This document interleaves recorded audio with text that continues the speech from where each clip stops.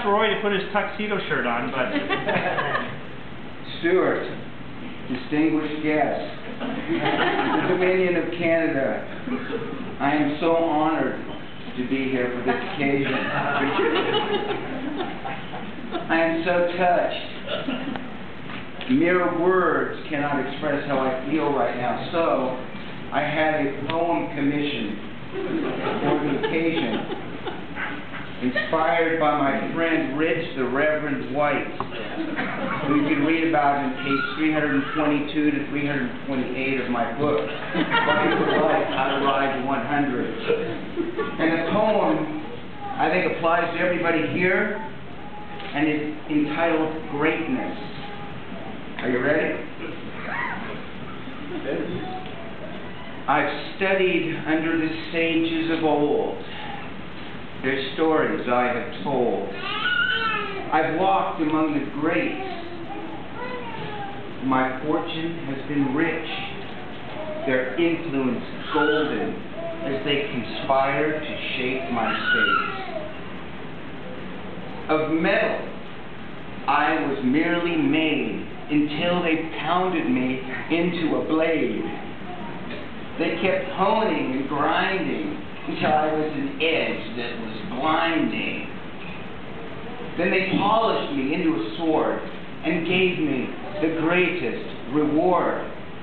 For now, I am the blacksmith, and I grind the steel, and I make the swords that the future will feel. For of metal, I was merely made, and now I am the blade.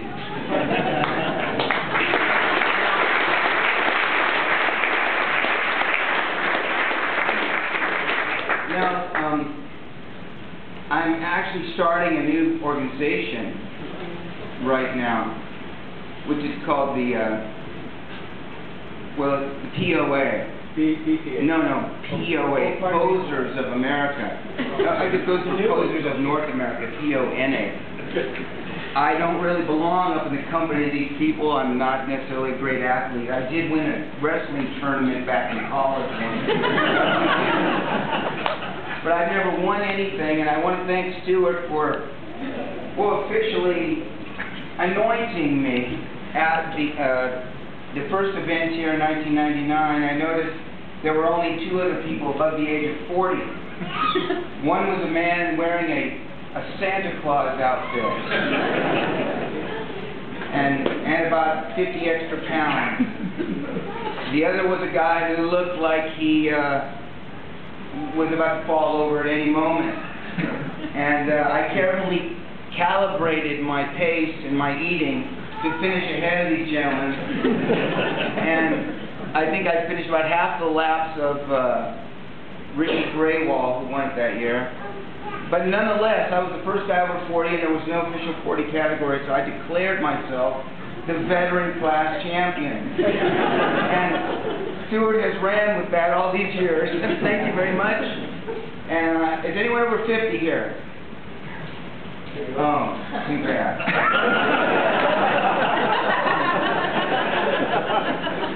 All right, well, so much for that. Given that I'm a journalist, I thought I won't go on too much longer, but I would give you some of the best quotes from some of the competitors over the years, okay? The year 2000, which was the second year, it was a great quote, and it goes like this. In this race, I couldn't unbonk myself until dawn. I didn't get into this endurance scene to win. I'm just happy I had a role in making it a legitimate sport. And that was John Stampstead who said that. All right. In the year 2005, 6 straight wins.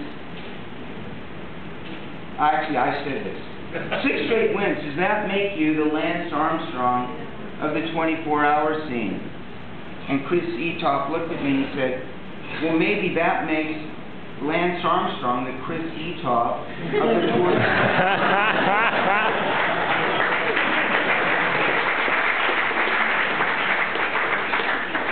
All right.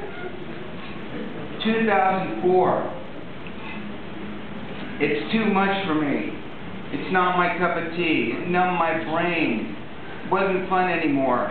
The neck pain, the body ache, the people in the trail to get around. I love my bike, but only in small doses. I've never gone over 4 hours. 7 once at the Trans Rockies. I bullshitted myself into thinking I could actually do this. I could shovel sand all day, but I cannot do this. And it's a man named Andreas Hessler. She was here, one of the coolest people I've ever met. All right, his wife went back here, his ex-wife. No. All right, 2007, and I didn't fall once. Rebecca Rush.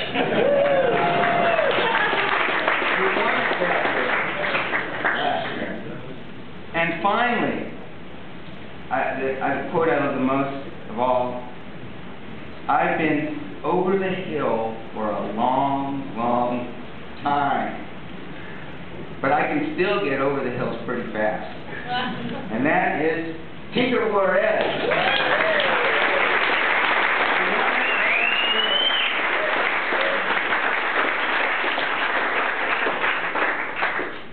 You had enough?